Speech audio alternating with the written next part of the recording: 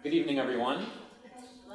Welcome to our second panel in a series of 3 panels that we're doing as part of this exhibit, which is called Halal Metropolis. Halal Metropolis examines Muslim visibility in Southeast Michigan through contributions of Muslims through art, design, architecture, fashion, social media, politics. We're doing a 6-part group exhibit series. Each exhibit examines a different element of Muslim visibility. Our first exhibit started in Detroit, where we examined Muslim visibility through history and archives. This exhibit examines the body and how Muslims become visible. Hamtramck is America's first Muslim-majority city. Many of the businesses, many of the services in Hamtramck are designed and built, and the infrastructure is built to support that body, because Muslims make up the majority population. What we wanted to do in today's discussion, as we're talking about cultural contribution, is have our guest scholars, whom I'll introduce in just a minute, take us 20,000 feet above that, take us outside of Hamtramck, and look at cultural contributions and the Muslim cultural experience vis-a-vis hip-hop, popular culture, Muslim cool. We'll have a discussion about that. We'll have a facilitated conversation, and we'll have a chance for the audience to get involved in that conversation as well. So I want to go ahead and introduce our scholars, our presenters today. We'll each have some time to talk about their work and introduce the topic, and then we'll move into the discussion. So first we have Sohail Daulatzai, whose work includes scholarship, essay, short film, video, installation, and curatorial work. He's the author and co-editor of several books, including 50 Years of the Battle of Algiers, Past as Prologue, Black Star, Crescent Moon, The Muslim International, and Black Freedom Beyond America, and Born to Use the Mic, Reading Naz's Ilmatic. He's the curator of the celebrated exhibit, Return of the Mecca, The Art of Islam and Hip Hop and Histories Absolved, revolutionary Cuban poster art and Muslim International exhibit as well. And he teaches in the Film and Media Studies Department and African American Studies and Global Middle East Studies at the University of California-Irvine. Our next scholar, Abdul Khabeer, is a scholar, artist, activist who uses anthropology and performance to explore the intersection of race and popular culture. Suad is currently an associate professor of American culture and Arab and Muslim American studies at the University of Michigan. She received her PhD in cultural anthropology from Princeton University and is a graduate from the School of Foreign Service of Georgetown University, and completed the Islamic Studies diploma of the Institute of Abu Nur at University of Damascus. Her latest work, Muslim Cool, Race, Religion, and Hip Hop in the United States, is an ethnography on Islam and hip hop that examines how the intersecting ideas of Muslimness and blackness challenge and reproduce the meanings of race in the US. I should also mention that Sohail's catalog from Return to the Mecca we do have copies of it on sale if anyone would like to purchase it, and Suad's book, Muslim Cool, is also available for purchase if anyone would like to purchase a copy. We're going to go ahead and get started. I'm going to start with Sohail first, and each of the panelists will have about 10 or 15 minutes to introduce the topic. We'll go from Sohail to Suad, and we'll go into a discussion after that. So. All right. So thank you all for being here. I want to thank Sally and Razi and the whole kind of Halal Metropolis crew for organizing this, for Suad for being on this, and for allowing me to go first. So I think, I've always been a huge admirer of Suad and her work. And so it's kind of an honor to be on a panel with her. I don't think we've been on too many together, especially in this kind of a forum. They've been more kind of formal academic settings, so I think this should be really fun. I think for me, in terms of opening up for the first 10 minutes, and there's a lot of issues that I think we can potentially touch on. I want to maybe talk a little bit about some of the more current work that I'm thinking about in relationship to the work that I've done. And that really revolves around this idea of what I'm calling a ghost archive, a kind of ghost archive of the Muslim International, right? In terms of thinking about how the past, when we think about an archive, we think about it as a repository, as something that holds either documents or memorabilia, whether it be photos, it could be media, it could be film archives. Archives are repositories of a particular time period or over a certain time period, right? And Well, I'm interested in those kinds of archives, as well as visual archives, urban space as well. I'm also interested in what I'm calling the ghost archive, which is the kind of haunting or ghostliness that the past carries into the present moment. And these ideas that I've been contending with kind of came to me when I was thinking about the work that I've been doing, in terms of how past forms of kind of political, artistic, and cultural production kind of seemed to animate a particular kind of political project also. And the ways in which those can be useful for thinking about Muslim subjectivities, Muslim political formations, and ideas about Muslimness in the current moment, right? So we'll talk, I think, in more detail in particular, but so for example, in the second book project, my first book project was on Nas's album Illmatic. How many people are familiar with that album? Maybe a few people are, right?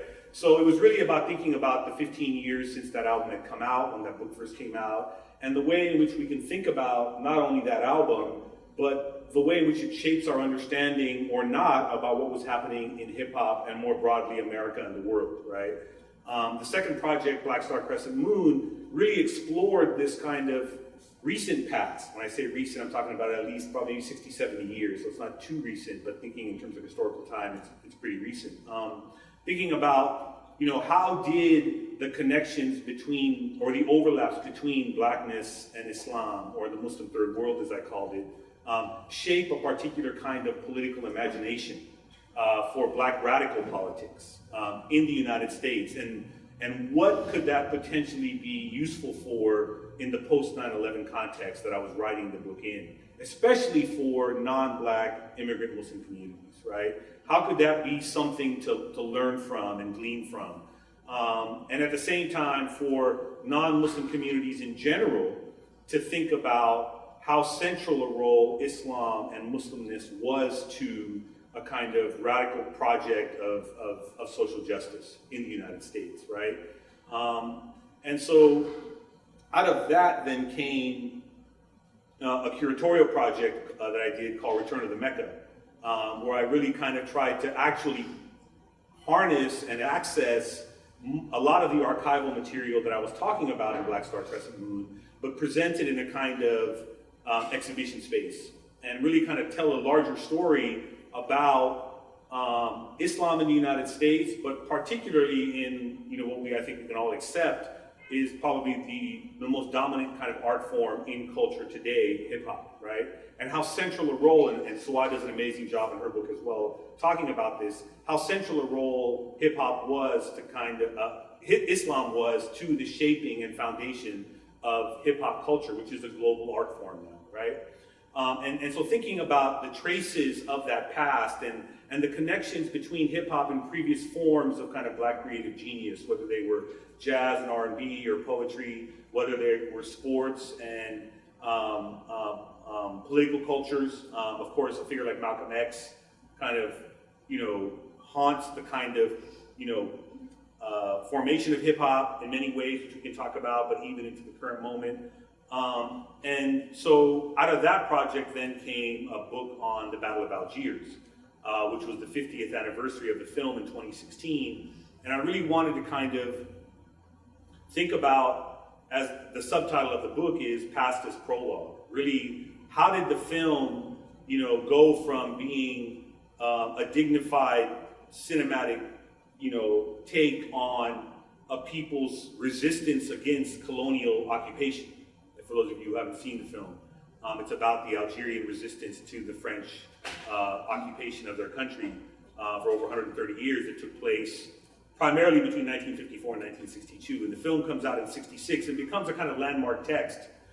It's embraced and become required viewing for the Black Panther Party, the PLO, the IRA, leftist groups all over the world throughout its history saw the Battle of Algiers as a relevant text to their experience, or at least an analog. And I kind of trace that in the book in terms of talking about how that film became a template for thinking about people's experiences and how they might be able to challenge them.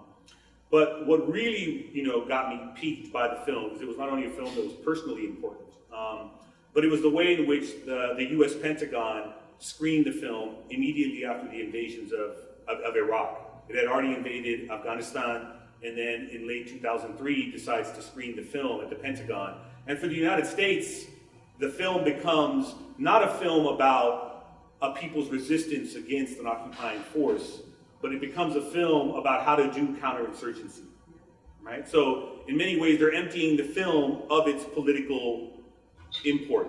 And not just that, to me, it was a larger question about the way in which US empire is seeking to erase the history of colonialism that has shaped the modern world, right? And so, to me, that book became another way of thinking about this ghost archive. Yes, the film is an archive.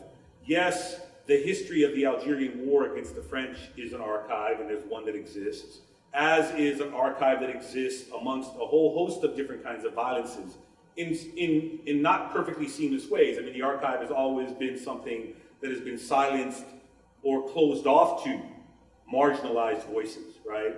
And the archive becomes in many ways the official space to think about history or the truth.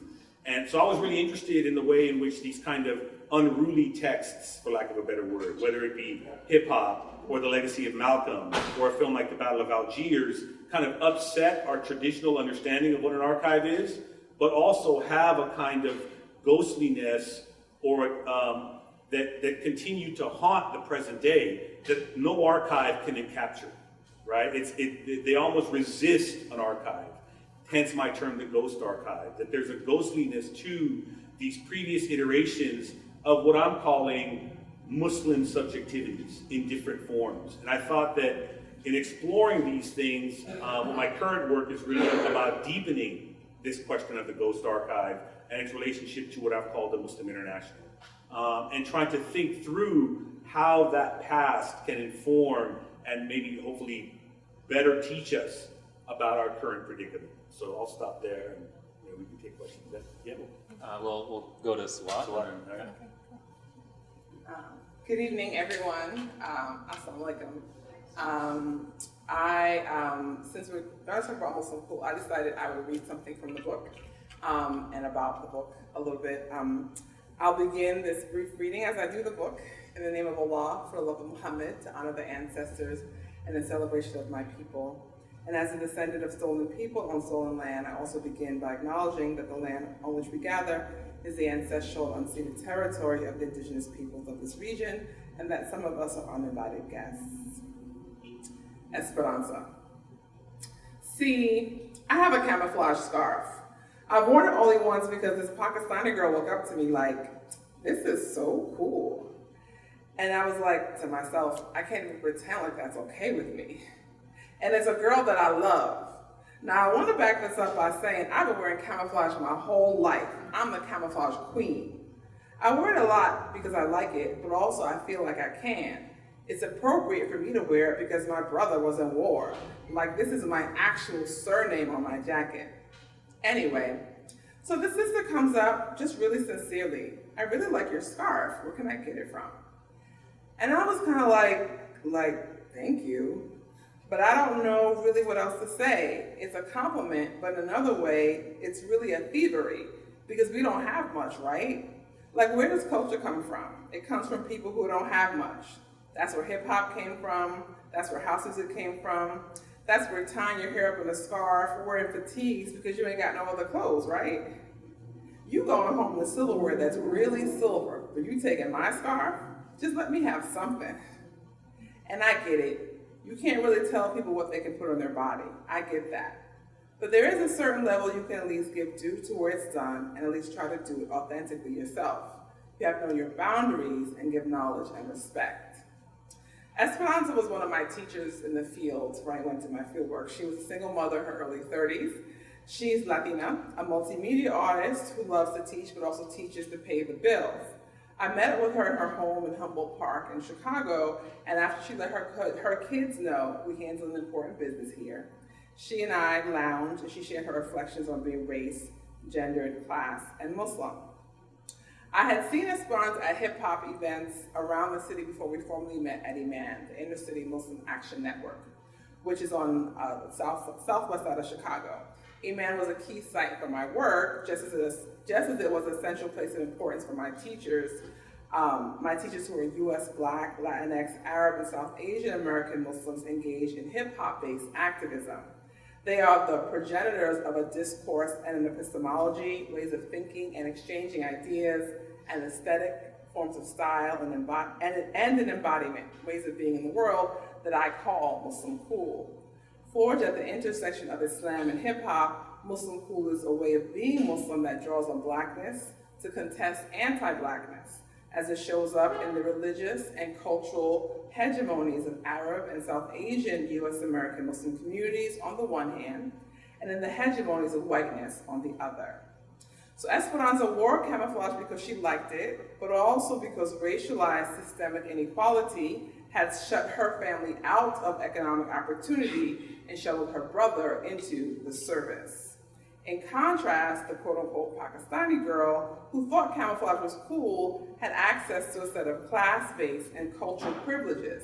She was educated in suburban and had more quote-unquote cultural authenticity as a Muslim.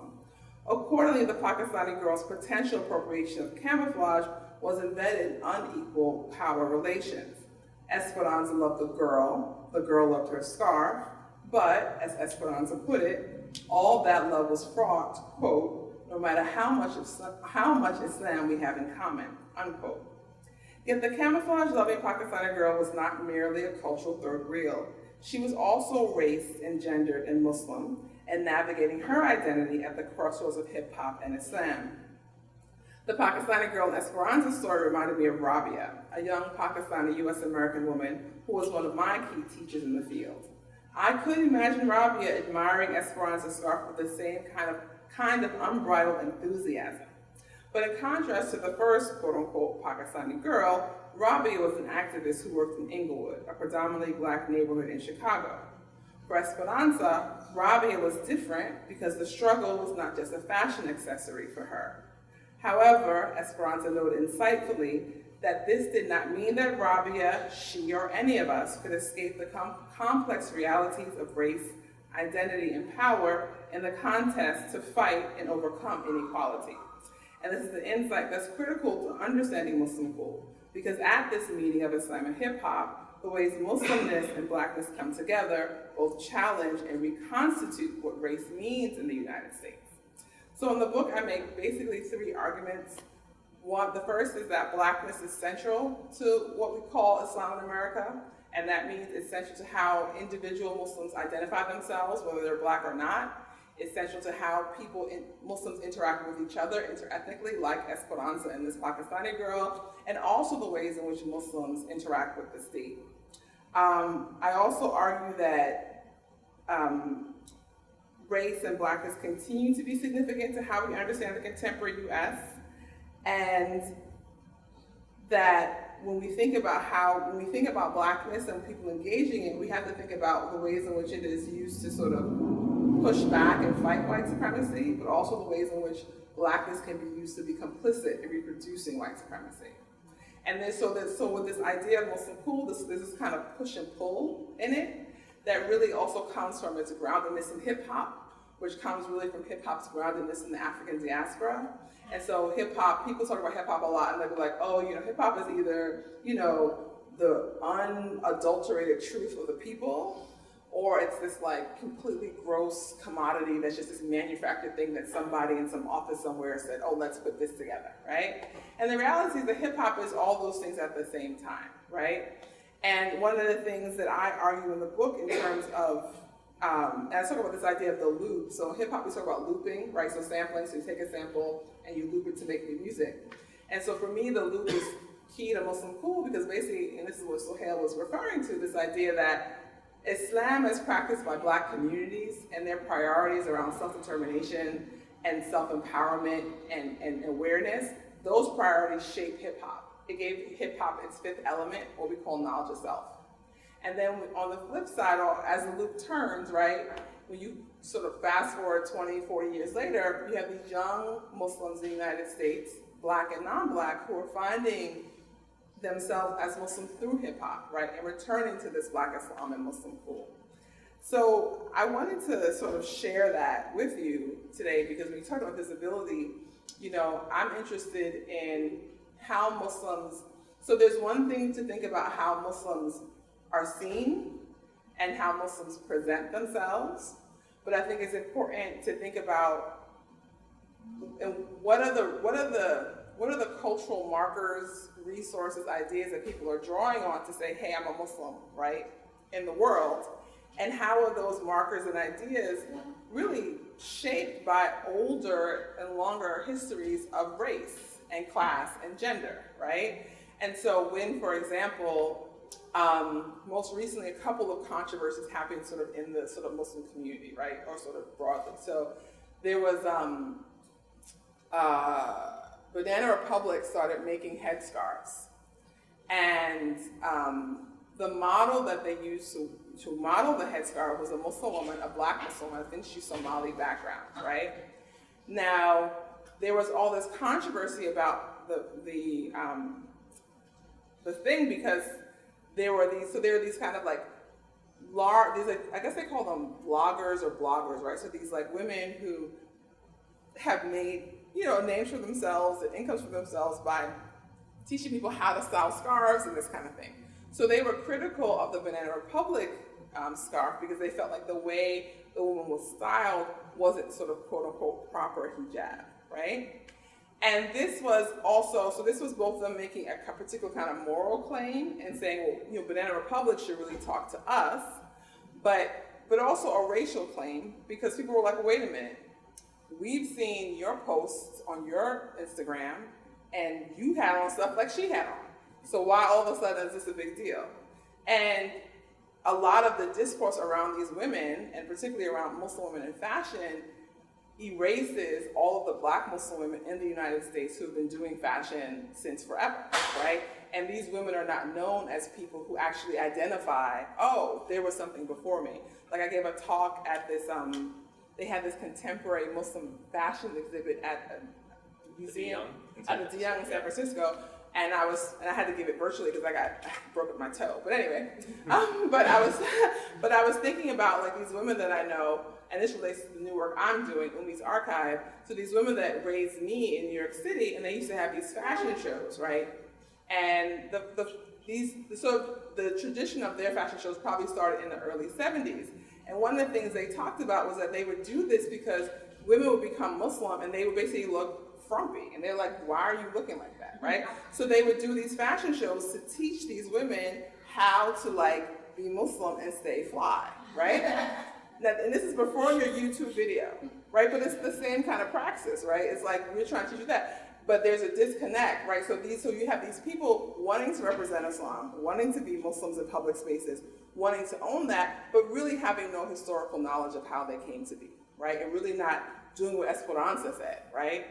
Showing respect and giving respect to where it's due. So that's what I'll say.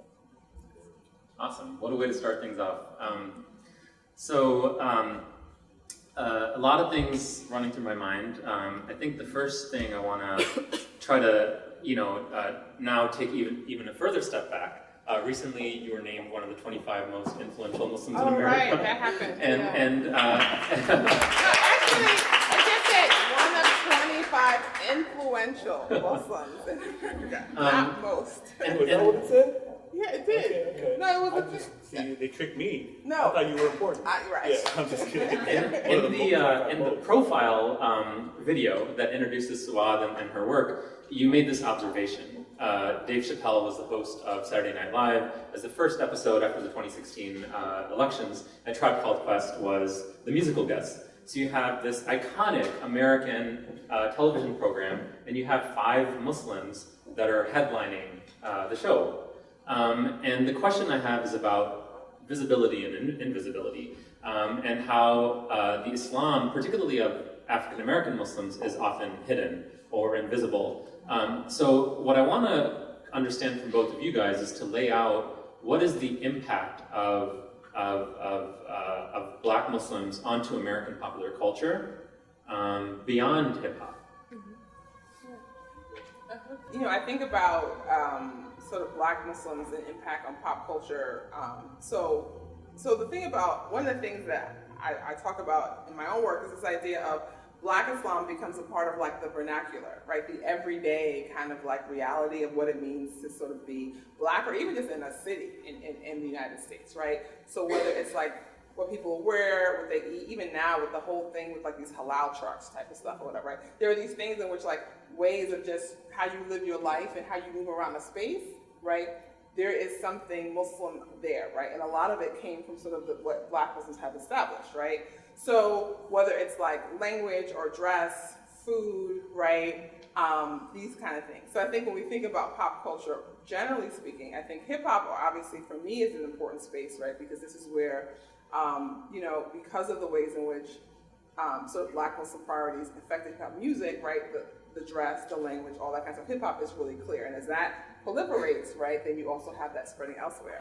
But I also find it in ways in terms of like, for example, in terms of like how so there was this episode of this television show Blackish, and in the episode, the husband of the family, he has a cousin that's in prison, is about to come out to prison. So the whole episode is about them trying to figure out how they're gonna like, you know, should we let them come, you know, them dealing with their own kind of biases, right, because of kind of prison. But at the very end of the episode, right, they're at a diner waiting for him to come, and the husband goes, "Oh wait, you think he still eats pork?" Right? Like it's just like a slight thing at the end of the episode. Right. But it's like, but that's what, right? Because he's like, well, because there's a narrative in our popular culture that if you go to prison and you're Black, you're going to convert and become Muslim, right? Like, I mean, that's like a thing. Now, and it's based on some fact, right? Because there were, you know, because that is an experience, and particularly through someone like Malcolm X, for example, which is one of the kind of icons of that experience. But like, you know, there was nothing else there, but like, that was there, right? So you'll find those kind of things where like there's a sense of like, oh yeah, well this might mean that, you know? Or like one time on this other show, Glee, that used to be on TV, they had like this one episode where one of the characters was like not popular. So she was joining all of these student groups to become popular.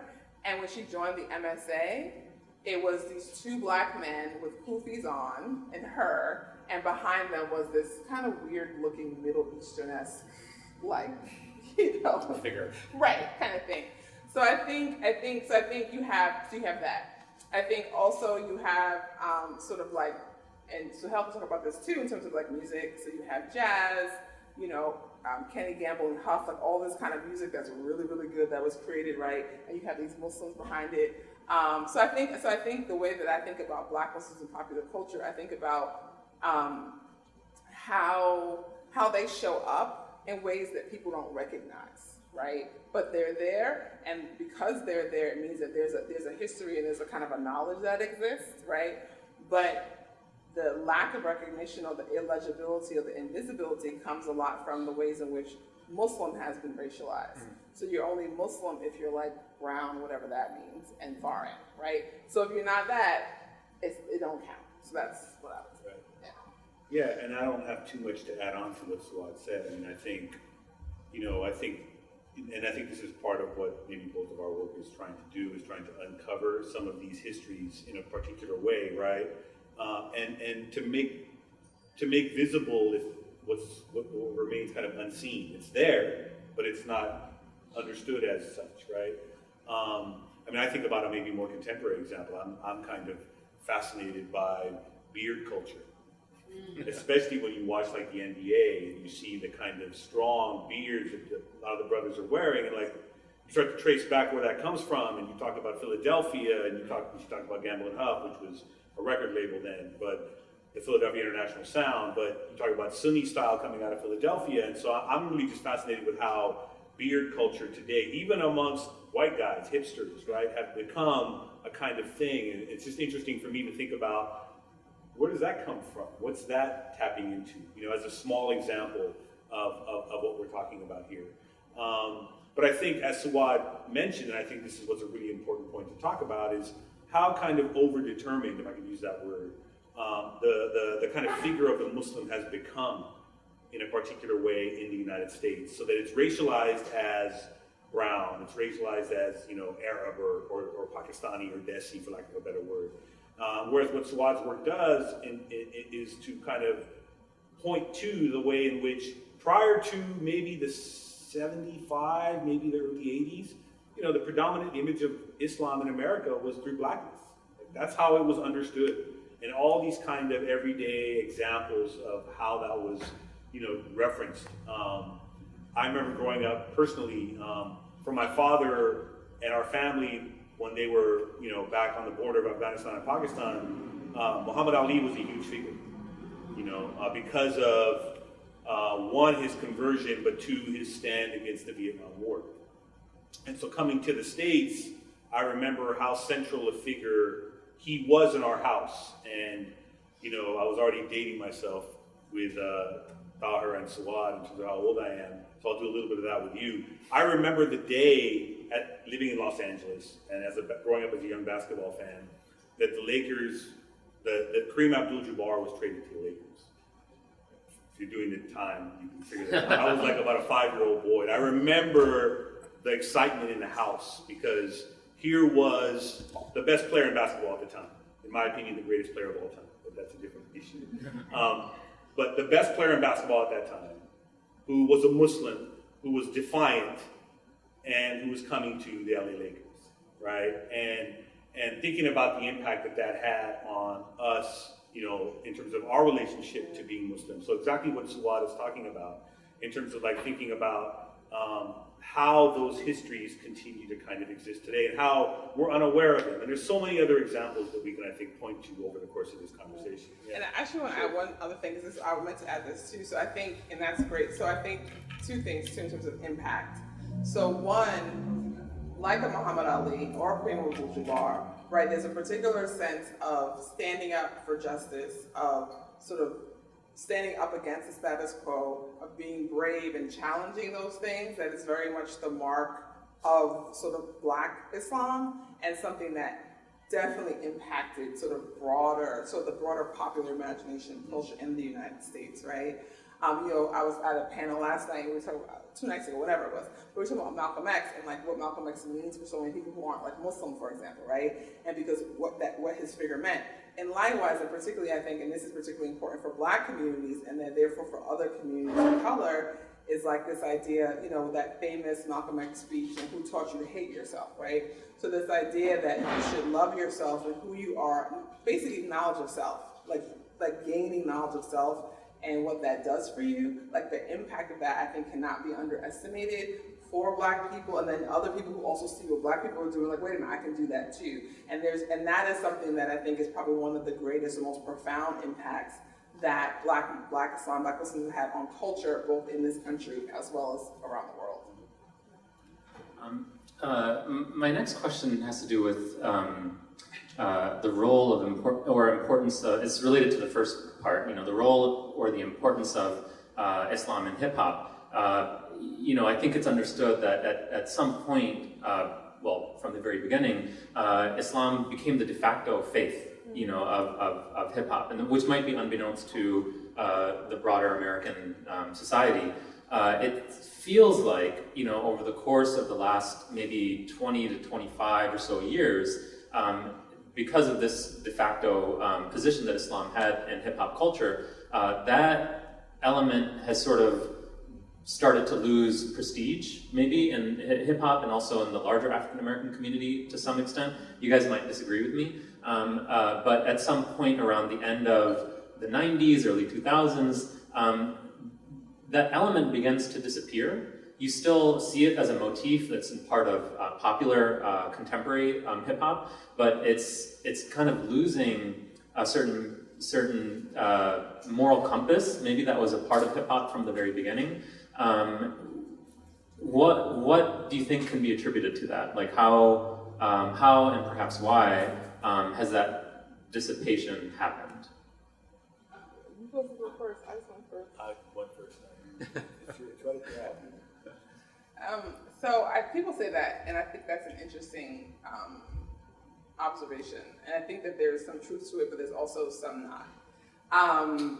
I think that, so one, hip-hop, like people think, oh, this is a hip-hop thing. They're like, oh, hip-hop used to be really conscious, and now it's like, the first hip hop track, like Rapper's Delight, Hotel, Motel, Holiday Inn. If you're don't take a, I'm like fast casuals? Okay, right? So I say that to say, right, hip hop is a black popular culture. There's always these different things that are happening, right? So that doesn't mean that so I said that's the first thing, right? So hip hop generally has always had different ways in which it expressed itself, different ways in which consciousness expressed itself, right? You're right that Islam was central and continues to be central to sort of I call it like with knowledge stuff is kind of ethic. Like hip hop has ethics, right? It comes from knowledge of self, which comes from Black Islam. In the kind of like golden age of hip hop, right?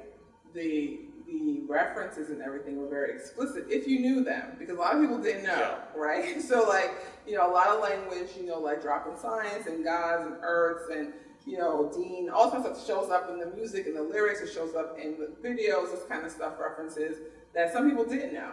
And so now they're like, oh, I didn't realize that, right? But it was there and it was very explicit.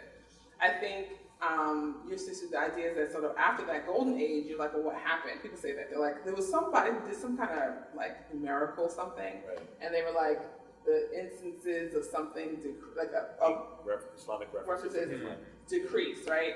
Which we were like, yeah, but you can have all of them anyway, but that's okay, right?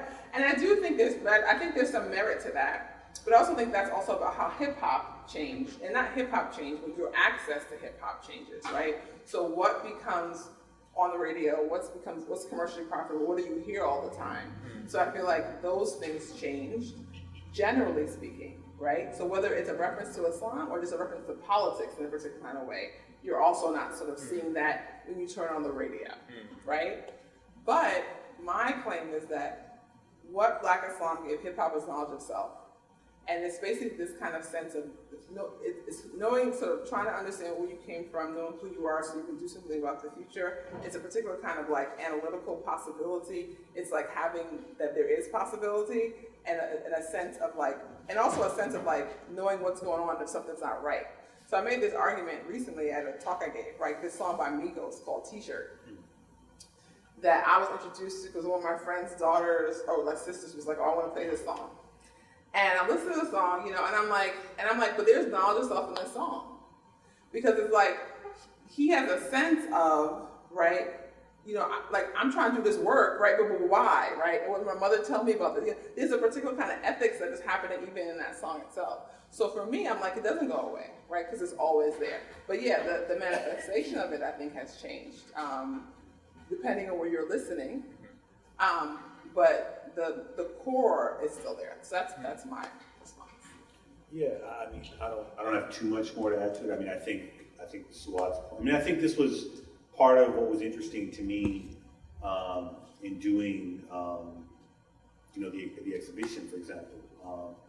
I remember. I mean, I grew up with friends who were really into hip hop and just deep record collectors, and they would have every record and 12-inch and B-side, and they could anything, they were just deep record heads, deep hip hop heads who knew this golden age, who they themselves, when you start to tell them how central Islam was to the golden age, they were like, well, I didn't realize that, right? So you're talking about people who knew the culture in a very close way, who were unaware of this, right? But also to Suad's point, I mean, I remember, for those of you who know, like, arguably the greatest MC of all time, I'm making these kind of broad statements today for some reason. Rakim, right? Rakim Allah. Like, one of his more famous songs is Paid in Full, right? I mean, it's about a kind of come up narrative. So while consciousness was a more central part of what we refer to as the golden age, right? There was also some very everyday materialist, and I don't mean materialistic, I mean materialist demands that were needed to be addressed, right? Message, right? It's all about money in this land of milk and honey, right? I mean, this need to come up and survive, not excess and all this, survival, right? And so I think woven through even the conscious era was this engagement with the market in some form or another, because of historically the way in which, one, Black people had been property themselves, as enslaved bodies. Their bodies were literally property. That qualified white men to vote because they owned a slave. Not because they owned land, because they owned a slave. So on the one hand, they're literally property, but then even when they move beyond that, to the extent that that happened, they're excised from access to the market. If you know the history of labor unions, and here we are in Detroit, Hamtramck, right, where the history of labor unions is deep, and the League of Revolutionary Black Workers and Drum, and that whole thing is, central, but Black people were excised from even labor unions, right? So hip hop in some ways is seeking to address some of those questions, right, through its engagement with capitalism. And it's always been there.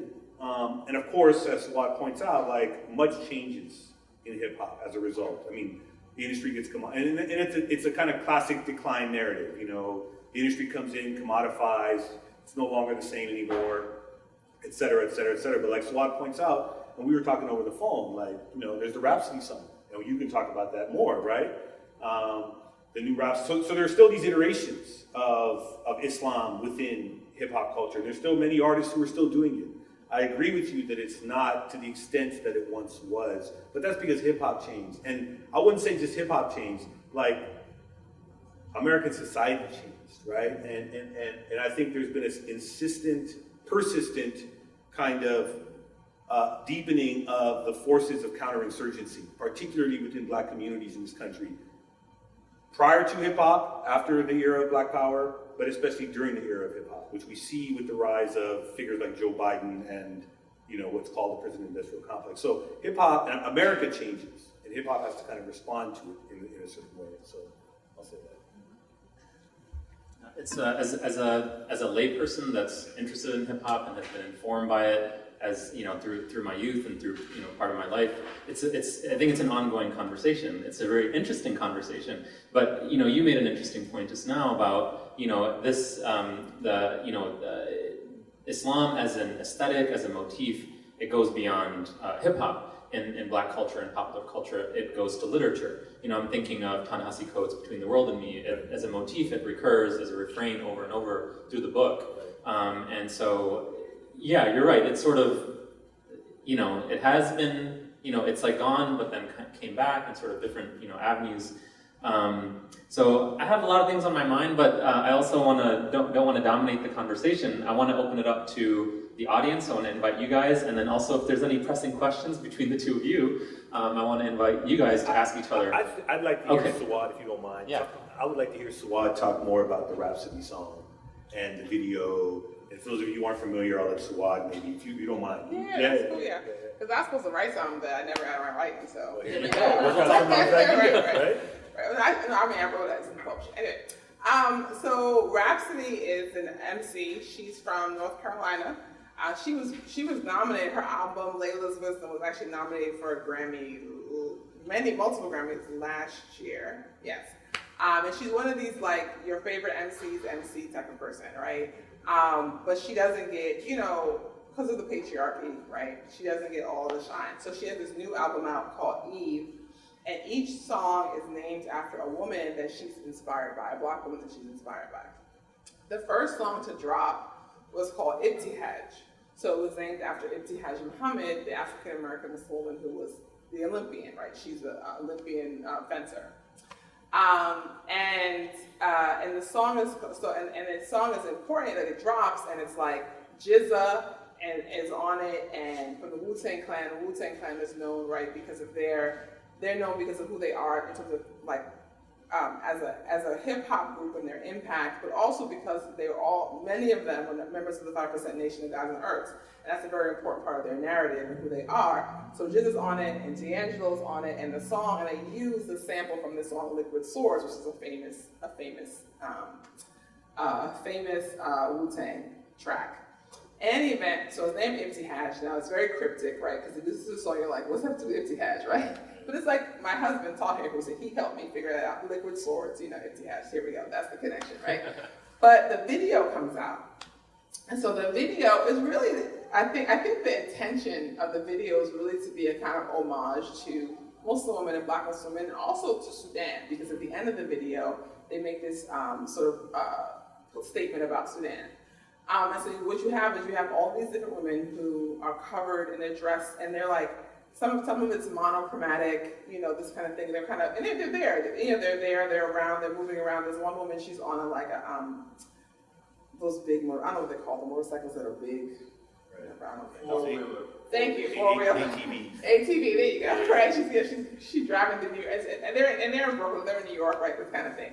So like people are like, oh, that's cool, but then people are like, so it's cool. Like this is what's interesting, and this is what I wanted to write about, because this is not Itihaji's first time doing this. She has another song called Betty Shabazz, and in Betty Shabazz, she also has Muslim women in it, but these Muslim women appear to be like actual Muslim women, and so they're wearing kind of their regular clothes. I think they all have on white scarves, but it's just kind of like how you would see a black Muslim woman walking around the street type of thing. The women in the video are highly stylized, and we're kind of like, and many of my friends, and when we're like, they look at towels on their head. She's like, what is it's like way too much material, like nobody's walking around like that, you know, this kind of thing. We don't think they're actually Muslim women. And so I thought that was interesting, because here I think I'm almost certain, but by how Rhapsody talks about the album, what she's doing is she is doing this because she wants to bring visibility. Right? She wants to bring visibility. She wants to honor. She wants to do that kind of stuff. But like, no Muslim women were consulted in the filming of this video. You know what I mean, right? And so there's this way in which, and I think a lot of that, and actually, but I think a lot of that also has to do also with this racialization of the Muslim as brown and foreign and stuff. Because I feel like, and I read a little bit about the person who did the styling and that kind of stuff, but it feels like, you know, the hijab, and if you notice, this is my first time using that word, because I don't use that word, right? But the hijab, right, is this icon. So it felt a little bit like, you know, Rhapsody or her team, whoever, probably know, you know, Jamila and Shahida down the block. But because they want to represent this icon, the aesthetics kind of become a little bit weird, you know? So it's cool, and people are excited, but in most things, Muslim men, they're like, oh, what's the big deal? That looks great. And the women are like, nobody dresses like that, you know? Like, you're like, no, you know? So it was like this kind of thing. For me, what was interesting about it was that kind of like, where did sort of, I want to say maybe market forces and other discourses, right, that are outside of hip hop, that are outside of Black communities, right, but now dominate our thinking. To me, I look at that and I see them shaping, you know, what happened there. And then there's one other thing I'll say. So the article I was going to write, my article was going to be like, are Muslim women having a hot girl summer? That was my article, right? But you know, summer's over, it's fall, so it's late now. But I was going to talk about Rhapsody, and I was talking about the Republic piece, and then Jadena, he has a new album out, and he has songs called Sufi Woman. So I'm like, okay, this is gonna be good. You know, like whatever, because like I think his father's Nigerian, you know, so I'm like, oh, Sufi woman, he's talking about, you know, so I'm asking my Nigerian friend, you know, what's a Sufi woman, you know, all this kind of stuff. Then this video come out. Because I'm like, all right, this will be this Sufi woman, they're Nigerian, so this is Black Muslim woman, this is what this is about, like, how are we showing up, da-da-da. So this video come out, have you ever seen this video? So this video come out, and it's just like this Oriental, it's just like, I can't. And the thing about it is the person, a Muslim woman, I don't know if she does have Muslim, I assume she does, but a sort of, I think she's Pakistani background woman, directed the video. Oh my God. So it's not even like whatever, but it's all this like, you know, because you know, I mean the song itself is, you know, I mean the song is about like this, you're Sufi, what's going on, I love you, I want to be, you know, it's one of those songs, right? So you expect some of that. But it really was this kind of like, you know, veils and you can't see this and this kind of, it was just, I was like, so anyway, and there went my article. Right. So I was like, the thread was gone. Oh yeah, sorry, yeah. All right, let's hear from you guys. Yeah, go ahead. So as somebody who comes from a Hindu South Asian family, it's been really fascinating to see the transmission of hip hop to my Muslim counterparts. And hearing this, it's really, I don't know if I have a question yet, but you're really giving me a lot to think about in terms of perceived coolness within the same community, just different religions or different cultural backgrounds. And now I'm just trying to, I guess, like, why do you think hip hop only comes through Muslim avenues as opposed to maybe like the quote unquote global south in terms of cultural transmission? I don't think I understand.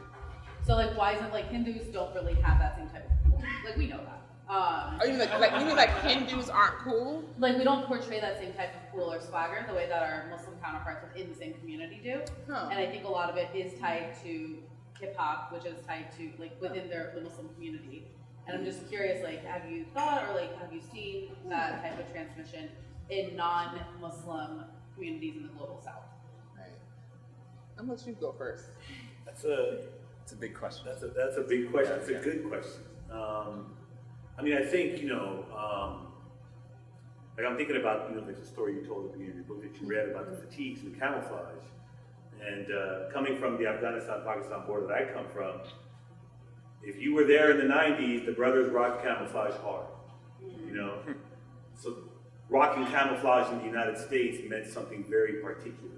If you were a Muslim man and you were identifying with some of the things that were happening throughout, let's call it, Muslim majority countries at that time.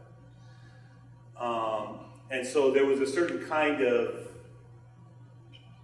assertiveness, I could say, that was woven into our aesthetic that overlapped clearly with exactly what Suad is talking about. I mean, I remember hearing for the first time on a hip hop song, Rakim saying, "All praises due to Allah," and that's a blessing. And just not knowing what to make of what I just heard, right? And the window, it just kind of opened up, exactly what Suad's book is kind of getting at, right? And so I think you're right to say that there's something there, there's connections being drawn through Muslimness, not always perfect, in fact, oftentimes far from it.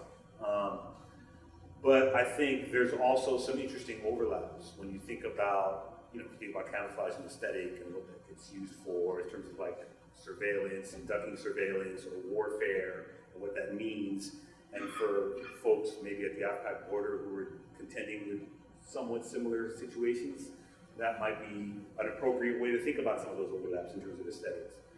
In terms of other communities that aren't Muslim, I think there's a lot to unpack there with what you're saying around Hinduness. Yeah. In terms of how it's constructed within the kind of Western imaginary, the British, this kind of effeminate figure, right, in terms of thinking about how if masculinity is the normative category of strength and power, and Hindus are structured as effeminate, and they're weaker than men in those kinds of ways, right? So I think that's an overarching, which if you think about, Muslims are the exact opposite of. And if you know the British history within India at the time, they were playing with both of those kind of tropes. So I think there's some truth to that. But at the same time, I think, again, going back to Suad's point with Muslim cool, I think hip hop, again, in an imperfect way, has become a toolkit for how masculinity is accessed by a lot of non-white, non-black communities. And it's very imperfect, it's flawed, deeply flawed in so many ways. But I don't know, I wonder like if that's totally the case with what you're saying in terms of Hindu communities embracing hip hop. What does it offer them? Why are they listening to it? That's always my question. I have a question. I teach a hip hop class, and the first day, one of the things I say is, you're going to hear some offensive things in this class to you. I don't know what's considered offensive to people. It could change, right? One thing you're going to hear from the music is the N-word. But what I want to make clear here is that, the only time anyone can use the N-word in this class who's not black is never, right?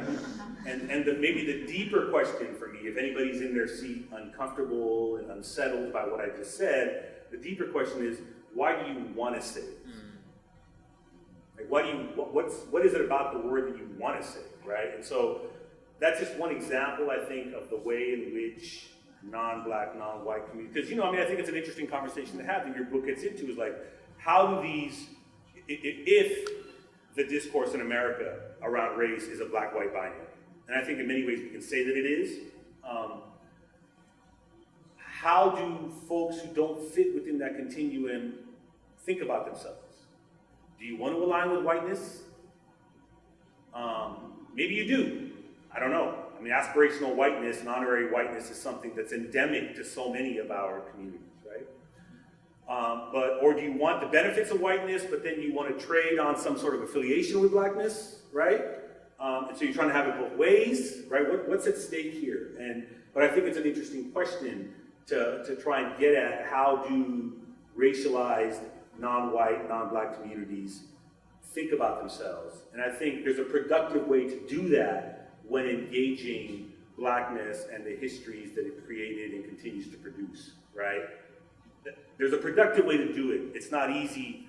I'm not perfect with it. But I think there's a productive way that has to be done. Otherwise, there's no use in doing it at all. You know, I don't know if I got off the topic with your question. Yeah. So I would just say, so there's a friend of mine, and she's a colleague too, Natasha Sharma. She has a book called Hip Hop Daisies. And in her book, she talks about specifically around sort of hip hop, the engagement, like South Asian artists who engage hip hop music. And I want to say, I want to say that I don't know if any of them actually are Muslim in the book itself. But one of her argument is like sort of similar to what, and I build off of this in my own work, is that hip hop actually gives them a way to sort of locate themselves in the United States, right, as sort of like a racialized group.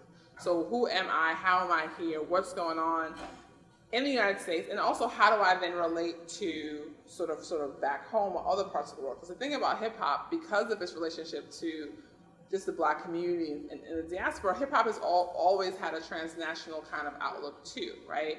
I was actually just looking up some stuff around like when, hip hop and like, I remember being as a kid, right, in terms of like, protesting against apartheid and like police violence, this kind of stuff, right? And thinking about our relationships to places outside of the continental U.S. as well. And so for the artists that she works with or she talks with, like it's about sort of, there is this kind of dominant discourse in their communities, and she calls it, she has a great term for it. I think it's called hegemonic daisiness or something like that, she calls it, where there is this aspirational whiteness or this kind of multi-culti ethnic particularism where we're kind of cool, we're not white people, but we're also not, that kind of thing, right? And that when the hip-hop daisies that she's working with, when they engage hip-hop, they're doing that to sort of fend that off or to provide an alternative, right? To think differently about what it means to be in this country and how to navigate the space. And likewise, the non-black teachers that I had who were South Asian or Arab Americans, right, they also were doing that. Now, Islam gave them a particular kind of way in, right, but it doesn't, that's not the end of the story, right? And part of the thing is like, I call it the ghosts of minstrelsy's past, right? And so like you can never escape that because that's the past and that's the history. It haunts us, like Sohail is saying. But what I found was people did try to mediate it. And they tried to mediate it by having, whether like Rabia doing actual work and like, sacrificing time and effort and energy to be in solidarity with black communities, right, was one way she tried to mediate it, right? Another girl, like I talk about headscarf styles, and so she wanted to wear her scarf like wrapped in a bun. She was Pakistani, US American, and she was like, she thought it was cool. She said Erykah Badu used to do it. I thought it was cool. I could wear my earrings out, this kind of thing, right? But she was like, but I knew, like, she was like, I had to wait. Like, I didn't just jump into that. I was like, I'm in this community. I waited until I felt like, okay, people knew me, that, and it was okay for me to sort of try to wear my scarf this way because she recognized that this had a sort of a cultural significance for people too. And for her to do that, she had to kind of like do some work first. Put some work in. So I think, so I feel like that's what I've read and what I've experienced in terms of how people sort of, what hip hop is doing for people, whether they're Muslim or not, particularly for just non-black and non-Latinx people. Yeah. I just want to add two quick things from a very personal perspective, and then one from kind of a historic perspective. From its very nascent stage, Islam played such an important role in the aesthetics, the moral code of hip-hop, and it laid the groundwork for a lot of that, a lot of the aesthetics of hip-hop to develop through lyrics and through style and all kinds of other things. As a young person growing up in a predominantly white area or neighborhood. I grew up in Taylor, which is a very working class part of Southeast Michigan. I experienced racism and prejudice at school, and then I found a safe haven in rap lyrics when I would come home. And it wasn't just Muslim artists like Yasin Bey, formerly known as Mos Def, yeah. It's the 20th anniversary or around there of Black on Both Sides, and so that type of work played a huge role in buttressing our self-esteem as South Asians, as Arabs, because we found likeness, we found support in those words and in those lyrics. Perhaps in a way that some of my Hindu classmates didn't, because the lyrics were being employed, verses from the Quran, even like, artists like Lauryn Hill, Sirat al-Mustaqim, that were being used in those songs that, like, even if you hear one thing, it just has a profound impact on your sense of self, your sense of worth. So I think that's why it was so important. And today, I think Hassan Minhaj is a great example of that, because him and I are around the same age, and he'll make these references, and it just resonates with me so much, because of the effect, the positive effect it had on non-Black Muslims, particularly of immigrant backgrounds.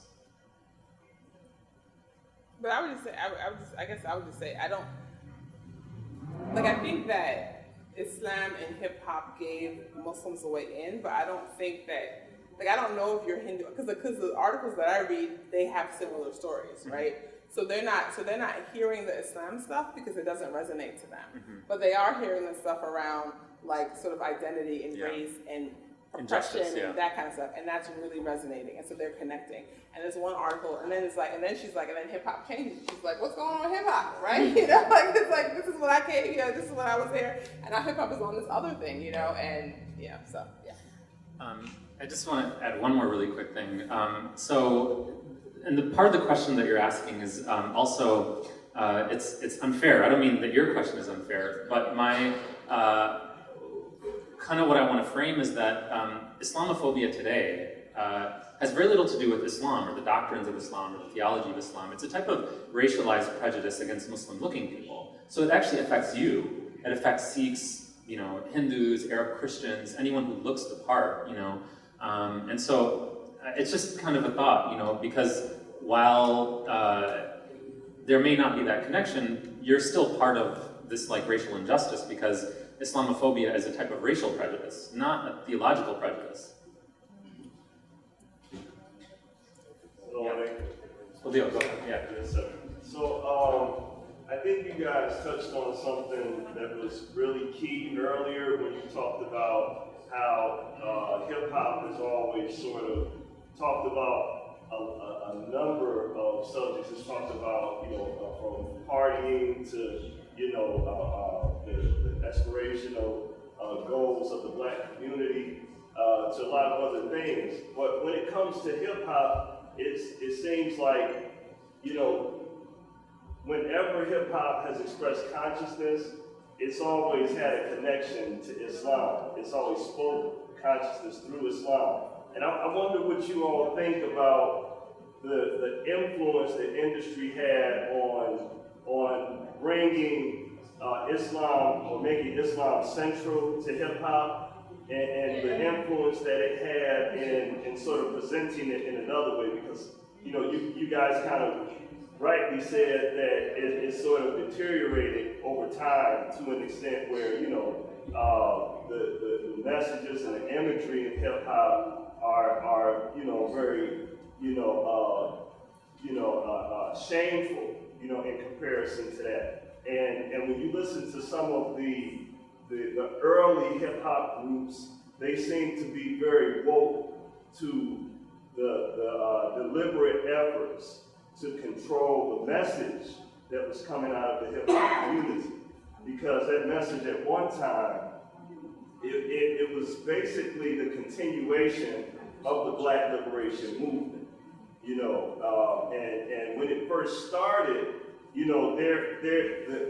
American government was directly involved in squashing what they saw as a rebellion in the Black community through the Black Panther movement. They were literally shooting people down in their homes. So, there was a concerted effort at that time to ensure that there wasn't a resurgence of those Black Power movements, like the Black Panthers with Fred Hampton and people like that. So do you guys think that there was a serious effort to sort of control the narrative coming out of the hip hop community as it relates to the continuation of the Black liberation struggle? Because a lot of times that's kind of easily dismissed as a conspiracy theory, but you have songs by like Public Enemy, Turn Off the Radio, where they talked about like how the radio was not reflective of that diverse message that was coming out of the hip hop community. And then you had like the award shows where a lot of the people that we listened to and were popular among Black people, and the messages that were popular among us wasn't getting the recognition. And it really even didn't, I think the first Grammys that had a rap category was in like 1989.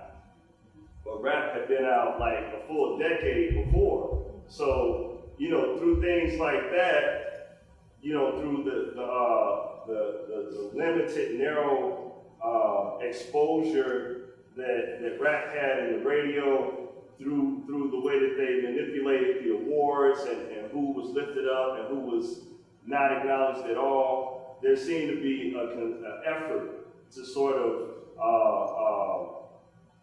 limit the view of hip hop to the deplorable rank, portrayal of misogyny or, all these different things, the exploitation of women, and that's like how a lot of people understand hip hop, because there was this concerted effort to narrow the lens, and you know what I'm saying? So what do you think about like that outside influence on narrowing hip hop? Okay, sure. There's a book that I recommend that's really cool. It's called The Hip Hop Wars by Trisha Rose. The book called The Hip Hop Wars by Trisha Rose, which has a really great chapter that kind of walks through some of this. I don't think it's about a conspiracy. I don't think you need a conspiracy, actually. I think what happened to hip hop. So one of the things that Sohail mentioned, right, this idea that, black people come to this hemisphere and they come to the United States in mass, right, as enslaved people and as commodities. And whatever Black people create, both during enslavement and post, also gets commodified. And when it gets commodified, this is really great, the scholar Stuart Hawley talks about it. He's like, there's like, it can be deformed. It's like you were dancing a particular kind of way, it becomes commodity and you don't even recognize it anymore, right?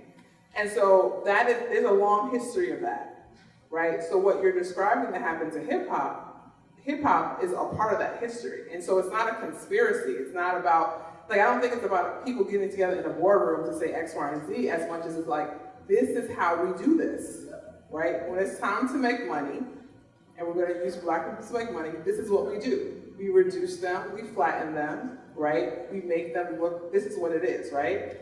I think any artist, this is really also a great documentary called Beyond Beats and Rhymes by Byron Hurt. And there's one scene in it, and this is like I guess it's like early 2000s or whatever. And so he's outside of some record company, right? And he's with these brothers, they're in a cypher, right? And they're rhyming all this bang bang, shoot 'em up, gang gang stuff, right, whatever, right? And he's asking about it. He's like, but they don't want that. He's like, I could talk about, right, conscious stuff, but if I'm trying to get a record deal, I can't do that. And the reality is people trying to eat, right? So they're making different kinds of choices, because it's like, I could talk about that, but then I won't eat, right? And I think you see, and I think even other people, you'll see people who are really famous, who make it, right? Who also talk about this kind of stuff and talk about how it happens. So I don't think it's about whether it's a conspiracy or not. I think the ways in which hip hop, and I mentioned Trisha Rose because she has this really nice turn of phrase. It's kind of, she calls it a gangsta pimp whole trinity, right? And this is how, right? This is what ends up becoming what you hear all the time in the radio. Because there's tons of hip hop now, and there are tons of people talking about tons of stuff. But if you want the stuff that you can easily get, that's going to be on the, this kind of thing, And the reason why those messages become, what I'm arguing is the reason why those messages come to dominate is because they're profitable. And they're not profitable because it just happens to be profitable right now. They've always been profitable. That's kind of my point, right? So it's like what we're seeing. This is what it is, and this is what it means. Like this is how whiteness continues itself. This is how white supremacy works, right? Black people are this particular thing over here, right? And we can make money and things off of it, and that's what we're going to do. Yeah, I have not much to add on to what Suad is saying. I mean, I think, you know, and not to take away from your point, bro. Like, I think because when we call it a conspiracy, all of a sudden people get a little like, whoa, it's like, you know, a dark room and there's 4 white people smoking cigars and there's like a dim light over it and they're plotting, right? Like, I'm not saying that doesn't happen, but I'm saying that like what's more, because if that's what it was, then it would be easy to target and eliminate. Not easy, but right? When it's the normal functioning of America, that's much more difficult to put your finger on, right? And so I think everything Suad is saying is absolutely true, that it's profitable, but it's important also to recognize that the profits are predicated upon the destruction of Black life, right?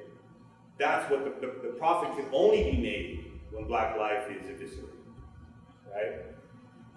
And so I think that's the important part about thinking about, so, you know, because, you know, to the Marxists in the room, right, it becomes a class argument and it's all about economics and it's all about profit. Well, okay, sure, this is America, right? It's profits. But the profits are not delinked from something else. Profit is predicated upon, it needs, right? It desires the destruction of Black and Native subjectivity in order to exist. And so that's just woven into the DNA of the United States. And so it's ultimately what happened. I do think that I mean, you know, Dr. Dre's record, The Chronic, in '92 comes out, and he boldly declared, no medallions, dreadlocks, or black fists, right? Like, that era of conscious hip-hop is over. It's just that gangster glare, right? Like, this is post-LA Rebellion, and this is the album that really catapults hip-hop into a different stratosphere. And it was a fundamental shift in the record company. Something did happen in that early 90s period where it was an effort to say what's going to be made profitable and what kind of ideas do we want to project, because of what Suad is saying. What ideas about Blackness are easily absorbable? It's like, what are these white kids? Because the people who buy the music are these white kids, right? So what are they going to buy, right? And it's like, what are they going to buy? And there's this, and because they're also reliving Why don't history. you see that happening with other genres? What? I mean, if that's the model for commercializing music, why don't you see that happening consistently with other genres? What other genres have done what hip hop has done? Other haven't. Like I mean, rock and roll was Black music, they made white, so that's that, right? So that's that we got that. And rock and roll has its misogyny, it does all that stuff, right? Like, you know, they have no limits on that, right? But I guess my question is, what in pop music, even like the most popular pop music, still traffics and stereotypes about Black people. Taylor Swift, I mean, she is like the biggest star, right, in like pop music, right? She's not a hip hop artist, right? But she becomes this big pop music star when she begins to really sort of traffic in these ideas about Black people. Like that video she had, Shake It Off, and she has Black women all there. You know what I mean? Like that's how she becomes, she hits the roof when she does that. Before that, she's just, you know, like whatever. So what I'm saying is that, so my question is, what other music are we talking about? Country. White people, they think they own it. You don't see, you know, right, but working with like country songs. But here's my point, that you don't need to, right? Because country is, so here's the thing. Country, again, is like rock and roll. It's music that Black people either started or were part of, right?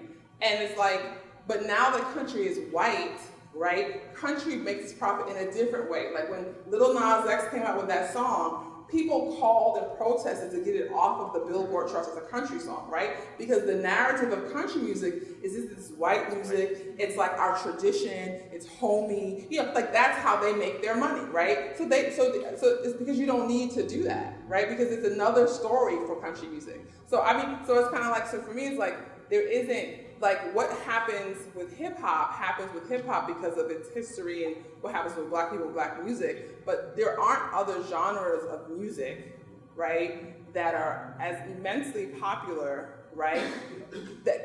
My point is basically this, they don't get popular if they don't have some sort of blackness with them. That's my point, right? So, and country is not doing what hip hop is doing. It's just not. So hip hop wouldn't have been profitable had they not. If black people did not start hip hop, no.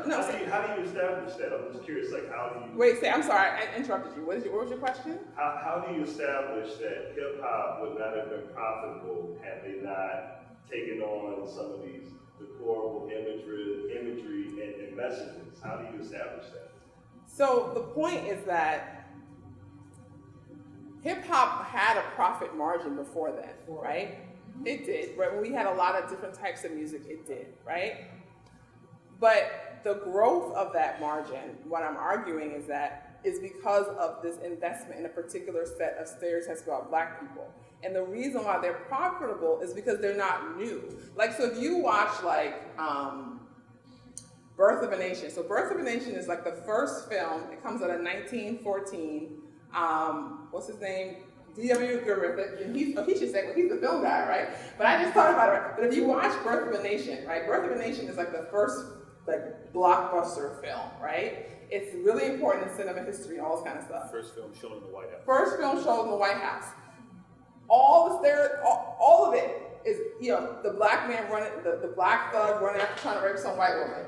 The like mixed woman who's like, you know, she's dangerous and scary. We don't know who she is. She's over-sexualized. Like all these kind of images, right? Like are in this film, like all a long, long time ago, right? And it's like, and the film didn't create them. They existed before the film, right? But the film, because it now is in people are able to see it, right?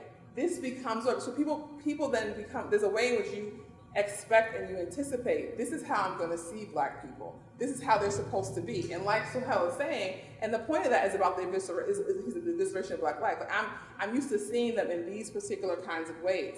And I get something from seeing them in these particular kinds of ways. Like again, in that documentary, like he shows this one. That's the one scene, right? This white kid at Freaknik. So he's at Daytona Beach, right? This white kid in this pickup truck blasting God knows what, right? And he's just like, well, I just love it, you know? And these other white kids at some table, they're like, well, you know, I don't live a life like that. And so it's kind of like when I hear the music, I can imagine, like it's this voyeurism, right? It's like, it's the way, like whiteness only exists, right? Because there's a blackness it can be opposite to, right? And so the kind of messages and things we see in hip hop music, that become, you know, and they're profitable because now I know who I am. Because I'm not anything if I don't have that to back myself up. You know, that's what it is.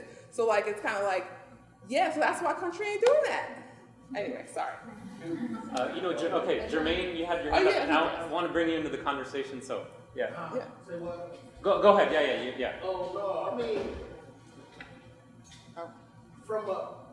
I can back up.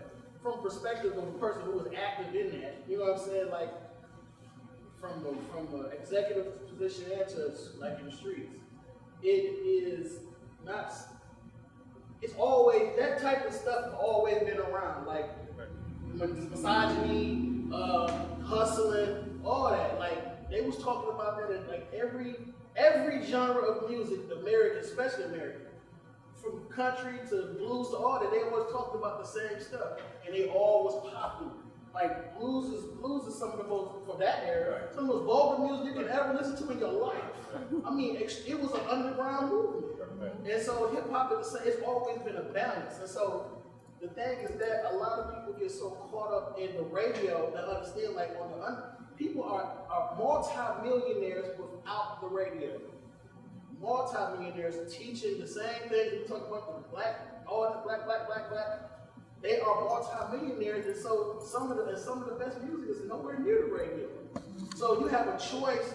You have a choice, like to pick and choose what you want. Yes, and even in this era, like when we grew up in the 80s and 90s, the radio was dictated. But even from a street perspective, it was always Tupac was probably the most balanced artist. There wasn't a balance. even some of the dumbest stuff Biggie said, Biggie had to do with a better because they was just transitioning from that lifestyle. But this day and age, it's still balance. You know what I'm saying? Like you hear Kendrick is the most popular artist in the world. Kendrick, Cole, all them people. So sometimes sometimes that narrative is like I know people who like a particular type of hip hop always consistently preach this like, oh, you just trying to strip. No, it's people outside right now selling dope. There's people right now who somebody robbing somebody. That happens. Like that's a lot of times that's happening in people's life. You know what I'm saying? So I'm not saying it's right, but I'm saying everybody got a soundtrack to their life.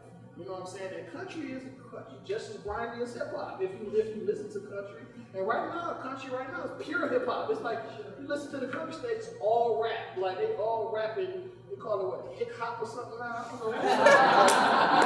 You know what I'm saying? That's what they do, and they talking about some real stuff. And country music always been a form of expression as far as they talking about. They just probably not as vulgar, as openly as some of the hip hop, but again, a lot of times that comes from the freedom that hip hop has. It's the freedom, like we don't really care. So it's always something pick and choose. So I know for a fact when I was around certain industry people, a lot of those decisions that they made, they did it because they wanted, you know what I'm saying? They wanted that attention. They wanted that fame. They had to do anything for fame. You don't be no big old group of people sitting there like, oh, I'm going to destroy the world. No. They said, okay, I'm going to come here, come to this party, come hang out with me. And you know what that do? Everybody knows. We've been in the industry, you know how it goes. You know what I'm saying? So, even from back then, Public Enemy and Brand New, they wasn't the majority. That was a minority. They were Jungle Brothers. All of them was a minority. They were surrounded by Fat Boys and surrounded by that's a little bit earlier, but they surrounded like some of the most 2 Live Crew. I mean, all this stuff was around back then. Too Short, you know what I'm saying? Like all the Public Enemies and Brand Nubians and what they call the Queen Latifah crew, Native Tongue. Native Tongues, all of them. It was NWA. It was Coogee Rap. It was again, you go down south, Kilo G, Kilo Ali. You know what I'm saying? It was all this to go to the West Coast. It was all this stuff around. So to say that they sit there and made a conspiracy, they be in the industry is dictated on who gonna make me the most money. You know what I'm saying? Who gonna make Public Enemy was 3, 4, 5 times black. In that era, that was crazy. No, the NWA was only in the streets. They didn't get to the radio until I know for a fact a whole year after the album came out. So you gotta like look at it that way too. Like it could be a conspiracy, or it could be just people just like what they like. And you know what I'm saying? It's a whole thing. But I know for a fact, like when we tell that story, then I'll let y'all go back to it. I'm happy what you said. When you tell that story, we gotta tell the whole story. Ignorance is, a lot of people say ignorance, or some of these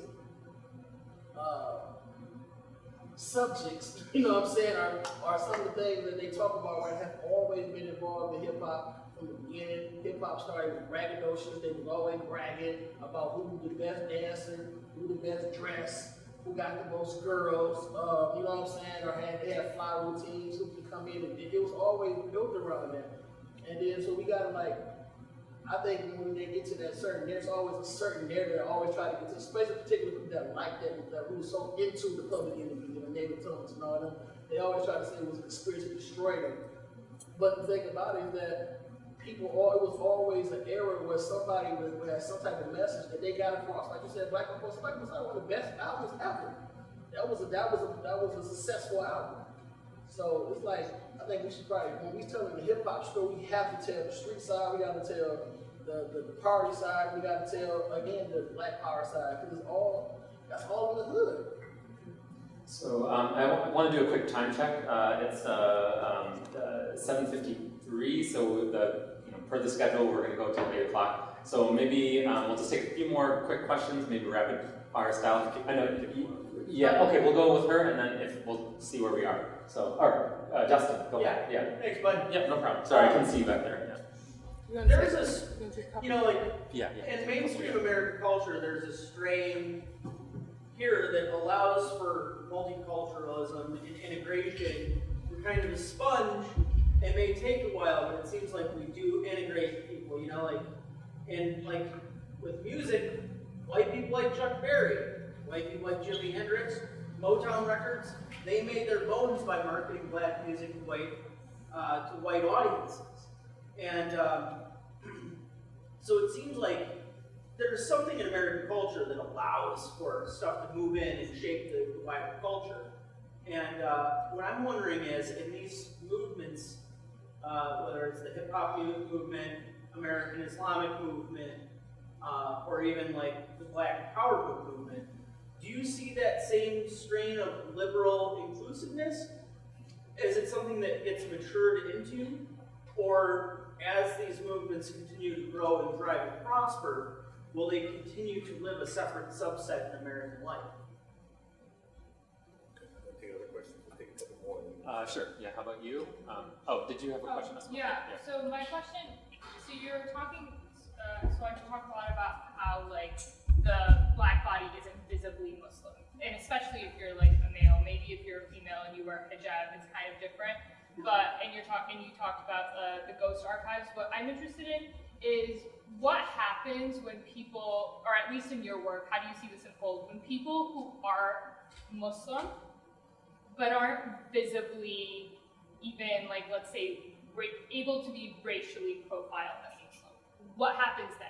Because the way that I've noticed it is that, like, Arab men, for example, or even Desi men who are Muslim, they get to sort of be a part of that, like, Muslim cool that appropriates that black Muslim culture or the culture of hip hop in general. Whereas like Muslim women don't really, they're not visible in that narrative so much because of the fact that like either they wear hijab or because if they're white passing then they're just seen as white women. But that's just one way, but the other could be that if they are sort of appropriating or sort of adopting some of those elements, then it might show up in the form of like a turban, which culturally most cultures don't wear hijab that way, but I mean, some North African cultures, yeah, but I'm just saying generally that's not something that's often seen. So if you look at the evolution of hijab as worn by Arab Muslim women or Desi Muslim women in America, you kind of see the evolution from, you could say, traditional to this turban style. So I'm just curious as to how that looks in your work and what that means.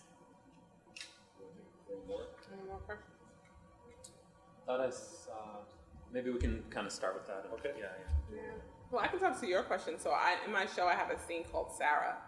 And in this scene, I play this kind of character who's narrating these three women.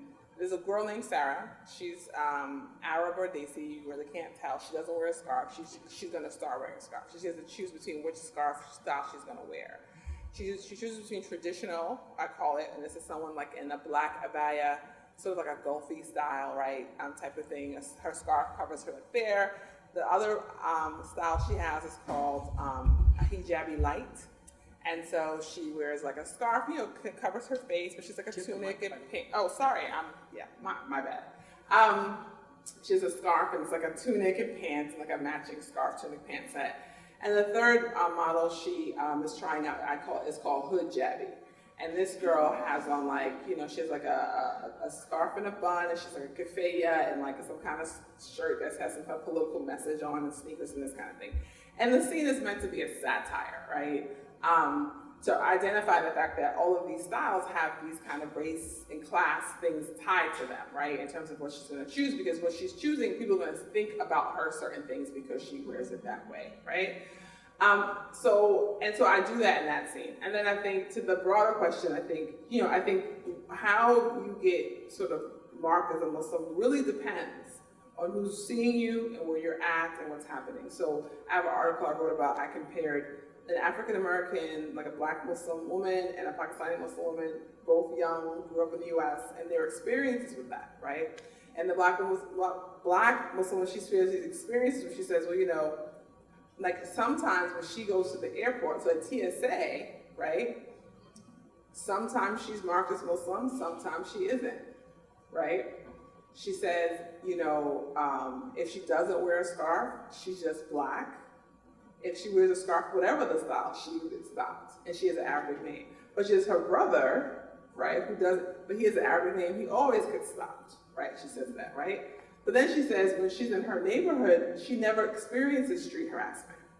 None of her family did, no one ever does that. Her harassment comes when she goes to the wealthy neighborhood and she goes to the mall, and they harassing her not because she's Muslim, but because she's black, right?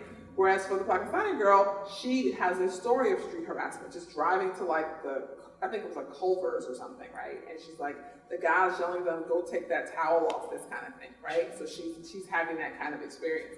So it really depends, I think. I don't think we can assume that anyone is necessarily not doing that, because like the government knows who you are, right? So they always, like I said, at this point, like when the NYPD was surveilling Muslim communities and they had a list, they had all of these kind of nationalities and then American black. So, and I call it this kind of illegibility, so sometimes you're not read as a Muslim, but it depends on who sees you and where they're seeing you. And I think when it comes to the hip hop stuff, you know, I think Muslims are as active as men in this thing. I think the appropriation you're talking about, the men do, the women do too, when they do it with these styles, right? And yeah, so I'll say. So maybe I'll take on your question. I mean, I think, you know, I think it's important to think about, like, you know, I think the way you frame the question around inclusiveness and the way in which certain forms of culture or even people become, for lack of a better word, accepted or normalized or part of the mainstream. And I think, you know, that's something that I think we should be careful of. I think the terms upon which that happens are what's important to look at, right? That it's not a seamless process. It's not just something automatic or normal within the American body politic or American culture. It's something that's demanded of you, right? To be the right kind of citizen, to be the right kind of person. And we can look at it in a lot of different ways. So like even if you're talking about cultural forms, and I think we had a kind of a really good conversation in some ways about what it is for hip hop, how does it become more acceptable to the mainstream, if that's the goal? And for maybe many of the record companies, the mainstream ones, maybe that was the goal, right? How do you make it more acceptable? So what does that mean? How does it sound? What does it say? What doesn't it say? Whatever that might be, right? But it also has to do with one's politics, right?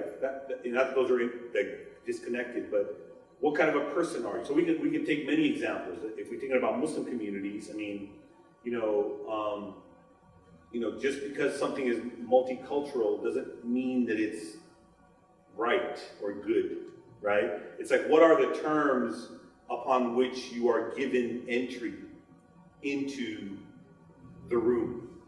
What do you have to sacrifice or leave behind?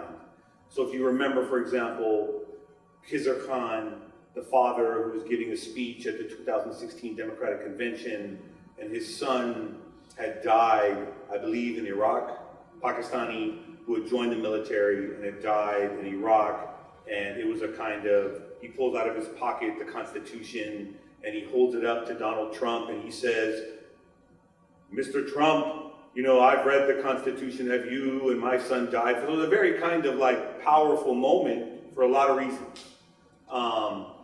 But, you know, it became a way to think about what was deemed acceptable Muslimness to the Democratic Party and to America. This is the liberal party, supposedly, the Democrats. What's an acceptable Muslim? It's somebody who embraces the ideas of America, parades in the red, white, and blue, believes in the idea of capitalism and the market as the just arbiter of social goods, is willing to join the military and even risk dying for a country when he's going to Iraq and Afghanistan and killing people who are very similar to him. But more importantly, as I just mentioned, who's willing to kill for America, right? And only then are you deemed acceptable. And it's deeply and tragically ironic that he's only then paraded around as a quintessential America after he's dead. Posthumously, right? This is what a good Muslim is supposed to do. And I can use Muslimness as an example because we're here at Halal Metropolis talking about it. But we can talk about what are acceptable forms of blackness. There's a whole discourse where I'm from in Los Angeles, and it's structuring the debate around immigration. Who are the acceptable immigrants that should be allowed in? The narrative is, well, if they come to America and they go to school and they get a university and they get high-paying jobs, they contribute to the economy, that's the kind of immigrant we want. Now that's coming from the mainstream, if at all. But even amongst Latino communities, there's segments of them that are parading in this good immigrant narrative. Because there's therefore a bad immigrant. Who defines what a bad immigrant is? Who defines what a bad Muslim is? Who defines what a bad black person? What is that about, right? So for me, I'm interested when we think about what inclusion in America means or what multiculturalism means, like what are the terms upon which your inclusion is determined? What do you sacrifice? What do you leave behind? What do you buy into? What do you absorb and become in order to be considered included, right? So I think it's important to think about that in particular, because I don't think it's a normal, just kind of natural process. I think there's a profoundly, deeply ideological structure at play that shapes who can and cannot be deemed acceptable, you know? So, That's a great note to end on. yeah, sorry. Thank you. So with that, we'll close. Let's get a big round of applause for our panelists.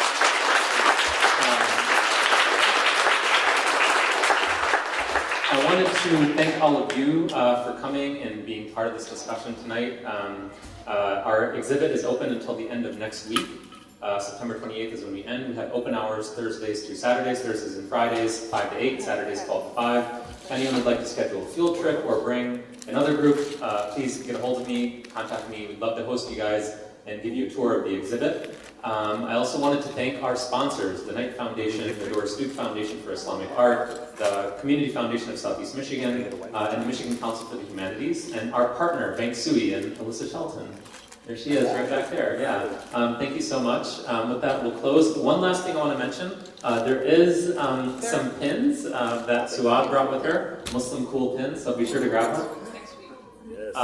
And they also have books. They also have books that are for sale. So Sohail's catalog and Suad's book, Muslim Cool. If you'd like to buy one, you can get one tonight before you leave. And then the last thing I wanted to mention is next Thursday we have our last panel about Hamtramck in perspective. So we'll have Greg Kowalski, Alyssa Perkins, and Sally Howell will be the panelists discussing Hamtramck, its history, and how Muslims became a part of Hamtramck's fabric throughout that history. So please join us. That's Thursday night. It's going to be right here in Bank Suey, and we hope to see all of you guys there. All right. Have a good night. Thank you.